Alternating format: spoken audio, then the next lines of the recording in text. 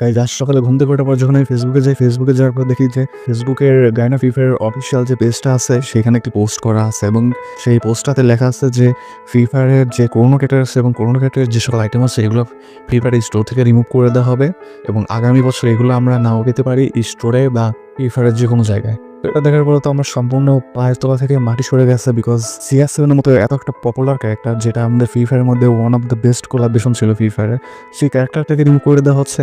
Free ফায়ারের মধ্যে কোনো ক্যারেক্টার যখন সর্বপ্রথম আসে তখন সেই কোনো ক্যারেক্টারটা এতটাই পরিমাণ সবার পছন্দ হয়েছিল যে যেটা বর্তমান সময়ে কোনো ক্যারেক্টারই এতটা ভাইব দিতে পারবে না। তো বর্তমান সময়ে এর যে ক্যারেক্টারগুলো আছে এগুলো তো এক সম্পূর্ণটা এটা বলাই যাবে না, বিকজ এই ক্যারেক্টারগুলোর অ্যাবিলিটি এতটাই খারাপ যে কেউ এই ক্যারেক্টারগুলো ইউজই করতে পারে না।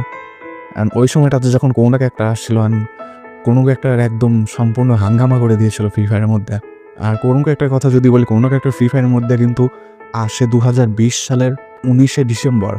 2020 সালের 19শে ডিসেম্বর কিন্তু ফ্রি ফায়ারের সাথে কোনো অফিসিয়াল কোলাবরেশন হয় এবং এই অফিসিয়াল কোলাবরেশনে কিন্তু যখন CR7 ক্যারেক্টার গেমের মধ্যে আসে তখন মানুষ এতটা পরিমাণে এই ক্যারেক্টারটাকে পারচেস করেছিল যে ওই সময়টাতে ফ্রি ফায়ার গেমের মধ্যে যদি কোনো ম্যাচ স্টার্ট করা হতো, মানে এমন কোনো প্লেয়ার ছিল না যার কাছে CR7 ক্যারেক্টার ছিল না।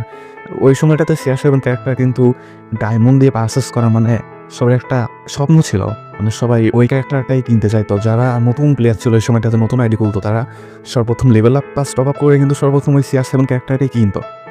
তো তোমরা বুঝতে পারতেছো ওই সময়টা থেকে শুরু করে আজ পর্যন্ত কোনো ক্যারেক্টার কিন্তু এখন পর্যন্ত ফ্রি ফায়ারে কিন্তু অতটা ভাইব আছে, বাট CR7 যে কোনো ক্যারেক্টারটা আছে এটা নিয়ে কিন্তু আগের মতো কেউ গেম প্লে করে না, মানে আগের মতো খেলে না। যার কারণে হয়তো গায়না ফ্রি ফায়ার CR7 ক্যারেক্টারটাকে ফ্রি ফায়ার থেকে রিমুভ করে দিবে, অর্থাৎ ক্যারেক্টার রিমুভ করবে না বাট স্টোর থেকে সেই ক্যারেক্টারটা এবং ক্যারেক্টারের যে সকল আইটেম আছে এগুলো রিমুভ করে দিবে।